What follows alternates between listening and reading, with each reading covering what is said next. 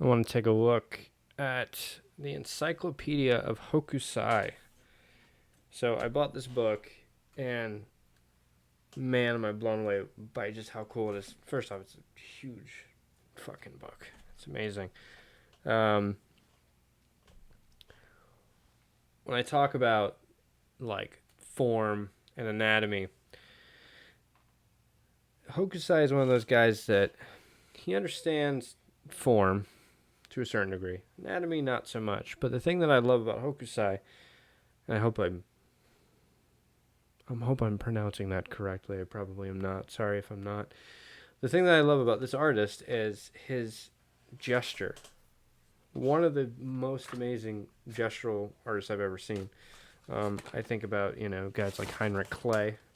Sorry, I'm taking this dust jacket off because it's going to get in the way. I'll probably destroy the book. But just an amazing artist. Like, I love his figure drawing stuff, but I also love that he just kind of drew anything. Anything that sort of came to mind or that he was interested in. So we're gonna go through this. This one might be a while because this is quite a large book, but I'm just gonna kind of go through this stuff. So here we go.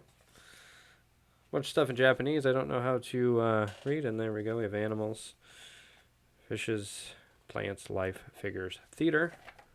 When we start getting to the figure drawings, there's some very amazing stuff, but start out with that. I'm a huge figure drawing guy, but animals are pretty cool to draw as well. Um, One of the more unique artists when it comes to kind of fine artists, in my opinion. Very gestural kind of stuff. Look at this, using just kind of like pen brush, like using like pen lines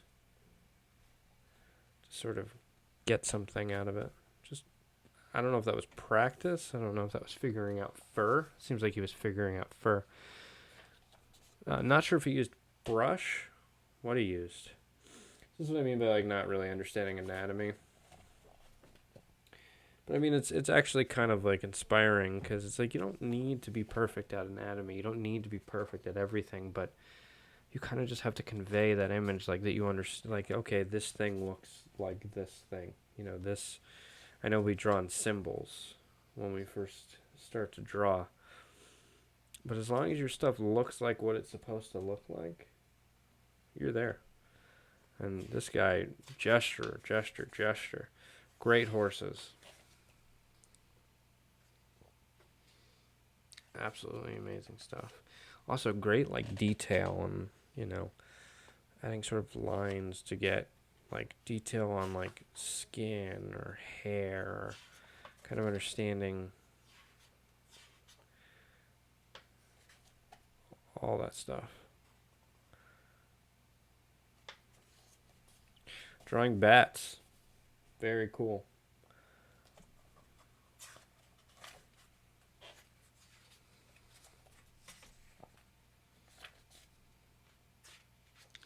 Oh, that kind of like using like shape, kind of showing the shape to get the drawing. Very informative stuff. More using the shape, understanding overlap. Very important stuff. You kind of look at that, and that could be huge. For somebody who wants to learn how to be an artist, like how do I do that? And you go, oh yeah, it's just overlap. So he definitely understood form and overlap. That's for sure. Dragon-like creatures. What an amazing book. I also love how there's like little here on the corner. There's like little animated things. That's very cool. Drawing animals, I feel like, is very difficult. But also, it's because I'm not a big fan of drawing animals. I don't know what it is. Just not a fan of it. But I like it when people can do it. It just doesn't interest me at this moment. I just kind of focus on the figure.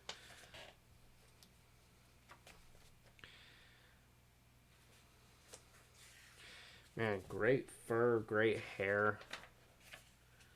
Awesome stuff. I'm going to skip a little bit in the middle here.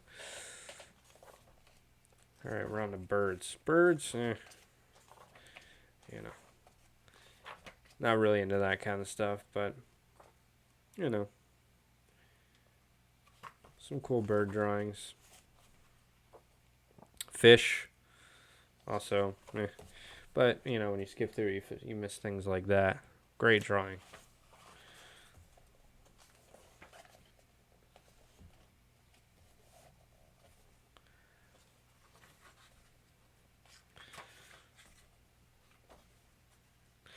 Then we have leaves, which are very cool. Plants. Again, not something I really focus on, but really the honest thing is, like, you're gonna have to draw these things eventually. You're gonna have to draw trees. You're gonna have to draw leaves. You're gonna have to draw branches eventually. Okay, now we are into life, so we are into human drawings. I don't understand why plants and fish and stuff like that isn't considered life, but anyways, this is a guy who understands gesture beautifully. Not much anatomy work going on there, but that gesture, putting those forms, figured it out. You don't need to be perfect at anatomy. Form helps. Being good at form does help. And gesture. Gesture and form will get you a long, long, long way.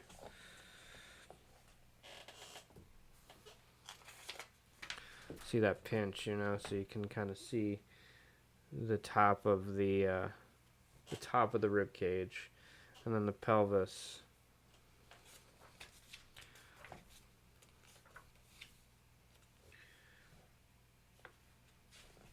Drew great women too. I will say one thing. I mean, there's a lot of sameness in the faces, but then again, you kind of get there and you go, "Oh no, there actually isn't." You know, great drawings. More of this breaking stuff down into forms. Very helpful stuff. Wish he had made a like a how-to draw book, because it would be very helpful.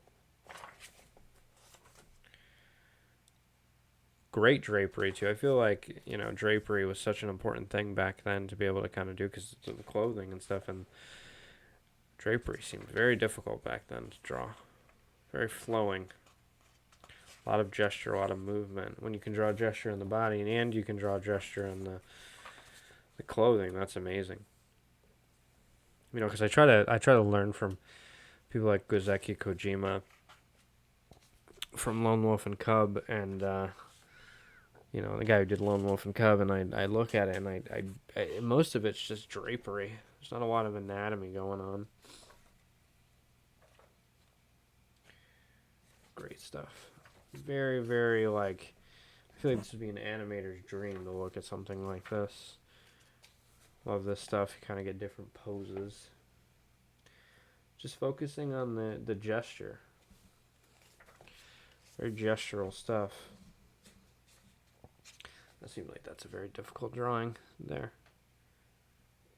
And you look at it and you go, you know, what am I seeing? But then you look close, you go, it's clear as day. A lot of sumo stuff. Very difficult to draw, you know, two figures in the same drawing, let alone two figures that are pretty much on top of each other. Arms going around the legs. Very cool stuff.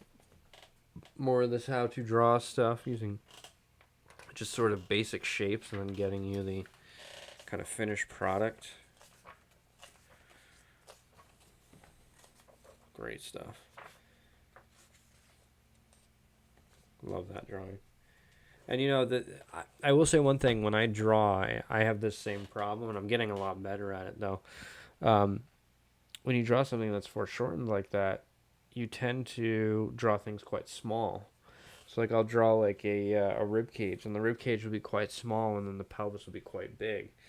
And you look at it and you go, it doesn't look right. You don't need to be perfect about that stuff. That's a great drawing, an amazing piece. Amazing piece. Foreshortening's really difficult. Very, very difficult stuff to sort of learn how to foreshorten. But great drawings. A lot of movement, a lot of forms going over one another, a lot of overlap. Shapes going over one another.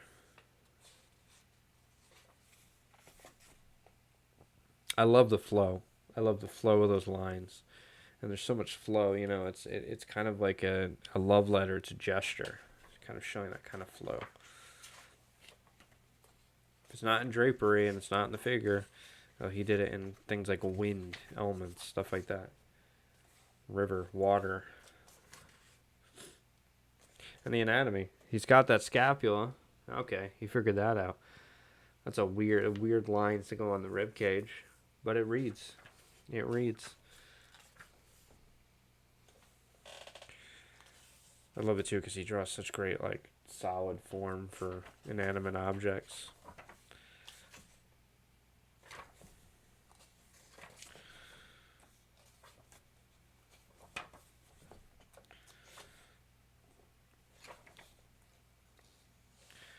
What an amazing artist. I love this, like, kind of showing different facial expressions. Very helpful stuff. Kind of knowing where muscles move to get you the facial expressions you're trying to get. Very, very hard stuff, but man, if you can figure that out. Got some Oni stuff going on here.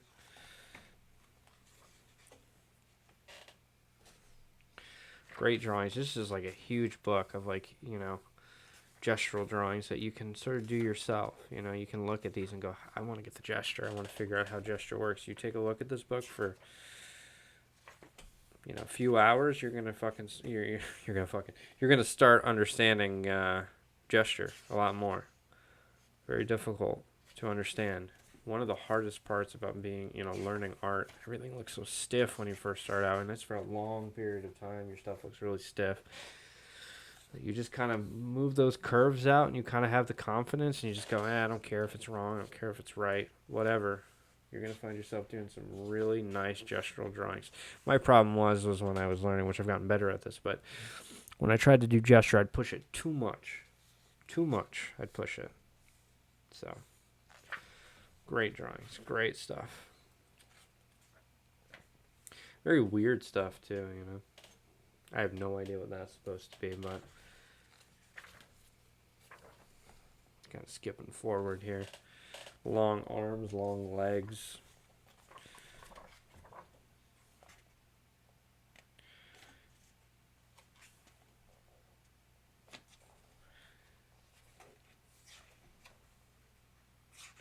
Very, like, undervalued artist. He's the guy who did, I'm pretty sure he's the guy who did that, like, wave drawing or wave painting that that very famous wave painting, which I'm surprised is not in here. I believe that was him, but I could be wrong. Man, look at that drawing. Look at that piece. Wow. I think there are artists who still kind of do this style to this day. That's an awesome piece right there. That's really cool. How the head is kind of like way over there. I don't think a head moves that way, but as long as it, you know, as long as that, you know, you can get that across, hey. Got some lines here. Got some kind of showing lines and circles. Very cool stuff. Figuring it out, man. Just figuring it out. Here we go. Just a bunch of different gesture drawings. You could look at these and get a lot out of this. Get a lot out of this stuff. An animator before there was animation. I mean, the amount of effort he put into his work, crazy stuff. Yeah, and then we have a bunch of stuff in the back. But what an amazing artist! I would advise this for anybody who sort of wants to learn how to do, like, gesture, or just kind of, you know, when you're feeling like, my stuff's too stiff, kind of just take a look at this stuff for just a little while, and you'll probably learn a lot. I mean, I have. But very undervalued artist from a gestural standpoint. I mean, when you can draw that well and that consistent, you're pretty damn good.